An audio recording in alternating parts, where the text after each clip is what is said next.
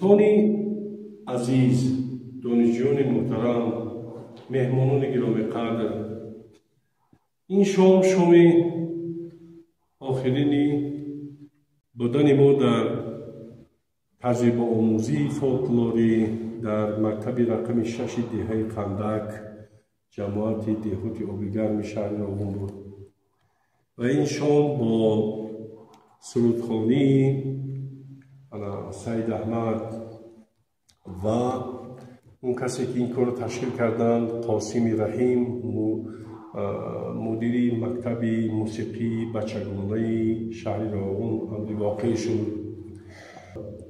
در مدتی 5 روز 6 روزی در اینجا حضور داشتن ما شماها دانشجویان عزیز فاکولته فیلولوژی دانشگاه ملی تاجیکستان و استادان این دانشگاه یک نوع مناسبت تنگ و تنگ، مناسبت زیش، مناسبت خیلی خیلی با برکتی شما با اهالی این محل امر واقع شد. یعنی هدف این تجربه آموزی شناخت مردم است، معرفت حکمت این مردم همین محل است. ما سال سوم است که در شهر و دهه‌های گوناگون راغون قرار میگیریم در تجربه آموزی فولکلوری و امسال در مکتب رقم 6 قندک دهه قندک حضور داشتیم و این معرکه بسیار مهم تعلیمی انجام یافت و من اظهار تشکر میکنم پیش از همه با آنهایی که در زیبا و پرمحتوا برگزار شدن این محفل، این چهارمین این تدبیر بسیار مهم تعلیمی سهم گرفتند. از جمله دیرکتور مکتب رقم 6 صبح‌الدین دولتوف با این کس اظهار تشکر میکنم که ما رو خیلی خوش پذیرفتند و همه شرایطی بودباشی دانشجویان رو که عبارت از 23 نفر بودند با 3 نفر استاد جمع 26 نفر بودند تامین کردند و استاد دانیال اسماعیلوف معلم فن تاریخ و حقوقی همین مکتب رقم 6 اظهار تشکر میکنم که در پهلوی ما بودند و به همه مسائل تشکیلی کمکی بی‌غرضانه خویش را میرساندند. خب من در این ردیف میخوام علاهیده و بسیار مفصل‌تر بگویم درباره منوچهر فیض‌اللهیف یا فیض‌الله زاده، معلم زبان و ادبیات همین مکتب که ختم کرده سال 2004 دانشگاه ملی تاجیکستان فاکولته فیلولوژی دانشگاه ملی هستند و اون کس اظهار سپاسی علاهیده بکنم زیرا در مدت همین 6 روزی که ما در اینجا قرار داشتیم اون کس در پهلوی ما از صبح از ساعت 6 ساعت تا 12 شب که کار ما انجام میافت در پهلوی ما بودند و به همه مسئله های تشکیلی، به همه مسئله هایی که با دانشجویان دسترس بودن اهالی رفتن به همون نزد خانواده هایی که شخصیت های کهنسال داشتن و از تاریخ پیدایش این دهه، عرف و عادت، منتالیته، روش اندیشه و دیگر خصوصیت های فرهنگی همین محل آشنا بودن، دانشجویان رو راهبردی میکردن و منوچهر عزیز سپاس علاهیده میگویم. این چنین به یک راهسازی که در همین شرکت راه پلسازی خونان کار به صفت مهندس کار میکنند خوجایف اظهار سپاس میکنم که همیشه در پهلوی ما بودند و ما رو با نقلیات و دیگر واسطه های دیگری که برای خوب گذراندن تجربه آموزی لازم بود تامین کردند و سپاس علاهیده به رئیس محله نازلشاه پوریف، یک انسان بسیار بسیار با شرف که حیاتشان را به آبادی و به پیشرفت و به ترقی و به تکامل و به به همه پهلوهای حیات همین محله بخشیدند. و این کس اظهار سپاس میگویم که این کس ما رو منتظم خبر میگرفتند و از حال وضعیت روحی و روانی دانشجویان آگاه میشدند. و رحم‌الدین اسویف معلم جغرافی این مکتب که طول 6 روز این کس هم در پهلوی ما بودند، این کس هم مثلا خیلی کمک میرسانیدند و برای دانشجویان بسیار مهم است که بدانند که در کدام قسمت همین دهه، این دهه خیلی خیلی وسیع است، خیلی وسیع است. دهه قندک مثلا مسافه آغازش تا انجامش 7-8 کیلومتر است. چندین دههای خرد دیگر در این دهه متحد شدند. برای همین ها را مثلا پیدا کردن آدمان ضروری و از اونها ثبت کردن دردونه های حکمت مردمی خیلی مهم بود، خیلی مهم بود. و همین رحمیدین و دوست دیگرمون، استاد دیگر، استاد فنی زبان انگلیسی منظردین گروف هم کمک رساندند. اینها شخصیت های من نمبر کردم که واقعا در همین محله آبرو، نفوذ و جایگاه و اعتبار بلند دارند و اگر اینها کمک اینها نمیشد دانشجویان نمیتوانستند که با مواد ضروری همین تجربه آموزی فولکلوری که حکمت مردمی است بیشتر دسترسی پیدا بکنند. این سپاس علاوه با رئیس همین شهر راغون محترم سیدزاده سنت الله که مثلا دیروز با اون کس جوابخوری داشتیم و اون کس بسیار غمخواری کردن، حتی پرسش کردن چی کمبود و چی مشکل هایی هست که ما سری وقت مطرح کنیم، اما ما نیفتیم همون کمبود و همون معماها و مشکلات را. در شرایطی ما برگزار کردن چنین یک تجربه آموزی فولکلوری خیلی مشکل ها دارد، چون که دانشجویان اینها از تمام گوشه و کنار جمهوری، از اشت و از پنجکت و از مثلا منطقه کلوب از جاها آمده بودند و تأمین کردن امنیت اینها، تأمین کردن زندگی آسوده اینها در یک محل بیگانه برایشان البته بعضی پرابلم ها میبایست پیدا میکرد، اما این پرابلم ها خوشبختانه پیدا نشدند، زیرا که همه اهالی همین دهه قندک آگاهانیده شدند که به خانه های شما دانشجویان وارد میشوند و آنها از حافظه شما، از خاطره شما، از دانش شما، از فرهنگ مردمی بعضی موادها رو ثبت میکنند. برای همین این چیز خیلی خوب گذشت. من بسیار باید بگویم دانشجویان عزیز که همین ما پیش از اون که خودشناس باشه، خودشناسی ملی شکل بگیرد، باید همین محل به محل، ناحیه به ناحیه، ولایت به ولایت باید مردم خودمان را درست بشناسیم، درست معرفت بکنیم. ببینید که همین در لفظی، در گفتاری مردمی یک محل از محل دیگر چقدر فرقیت ها وجود دارد، لهجه ها فرق میکنند، طرز اندیشه، حتی طرز قبول کردن مهمون، طرز تیار کردن مثلا غذاها، طرز اندیشه آدمان آید به زندگی، راجع به زندگی، شناخت نیکی بد فرق میکنند. این چیزا آموختنشون و این چیزا را تحقیق کردن خیلی مهم است برای علم فولکلور شناسی که در بر میگیرد البته حکمت مردم رو.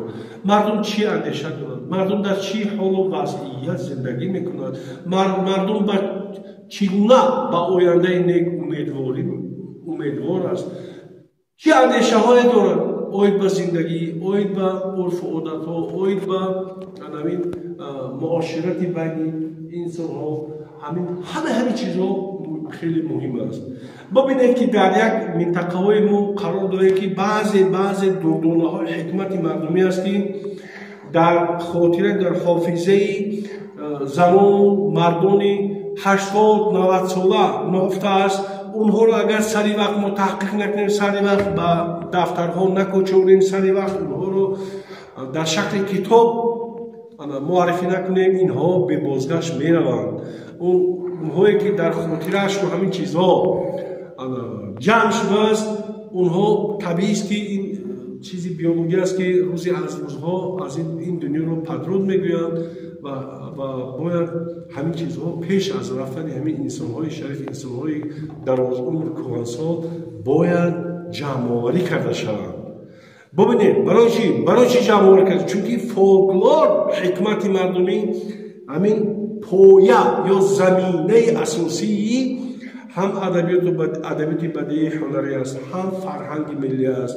یعنی این چیزهای هستند که همین اساس یا زمینه همین فرهنگ مردمی رو تشکیل میدهند.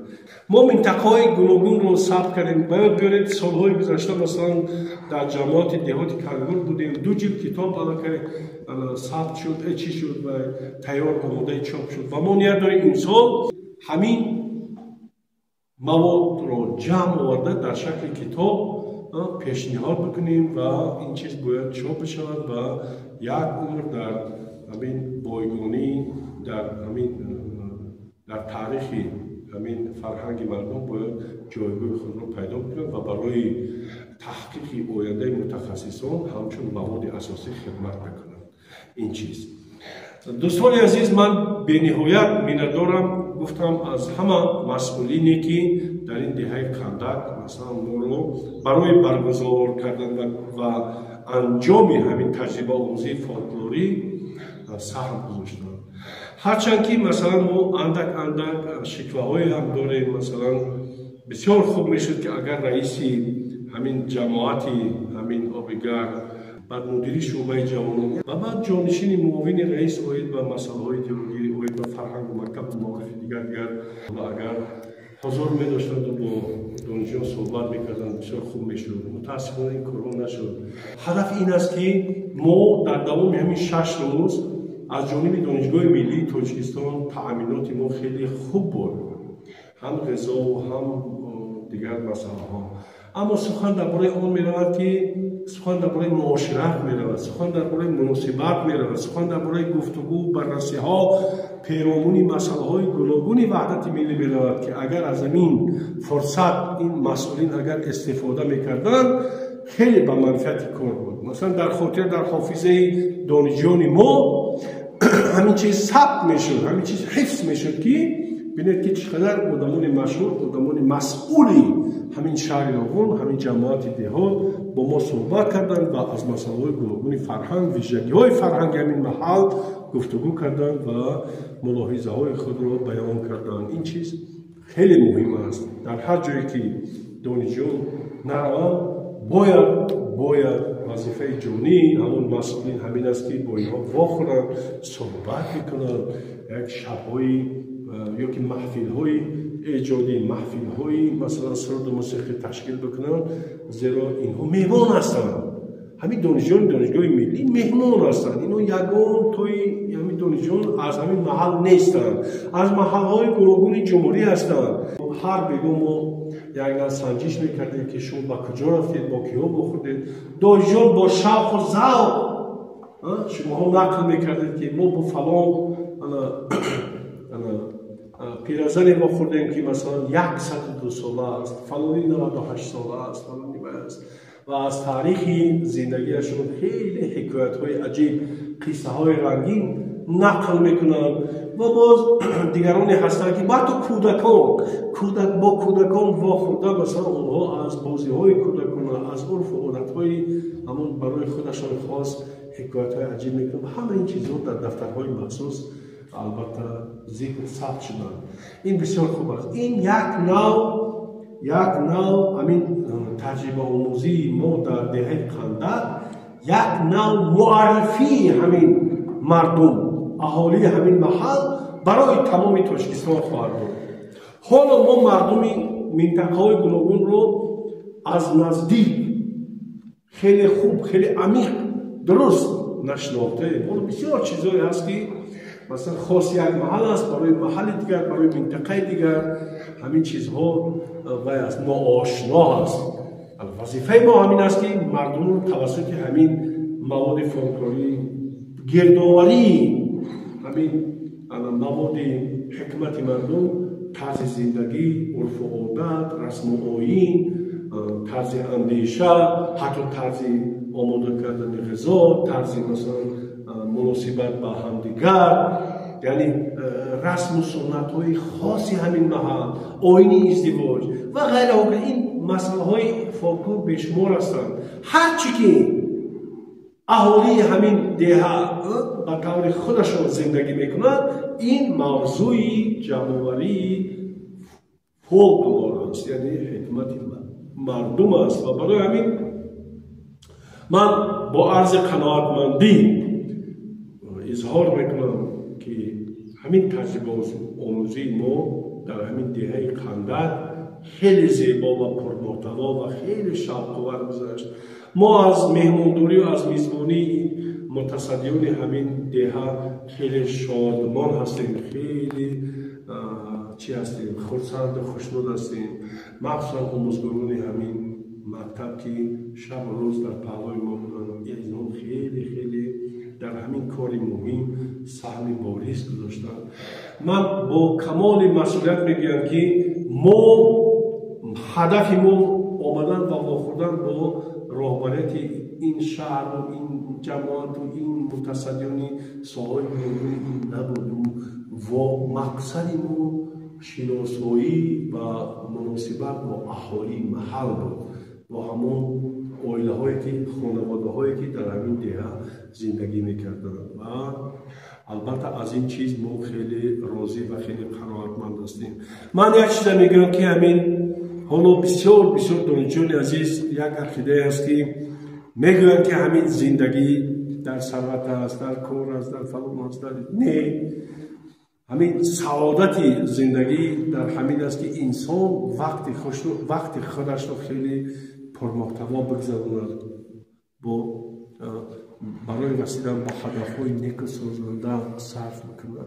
من همین از بس که ادبیات جهان درس می‌دهم، یک مثال از ژان د لافونتین می‌گویم که بسیار آموزنده است.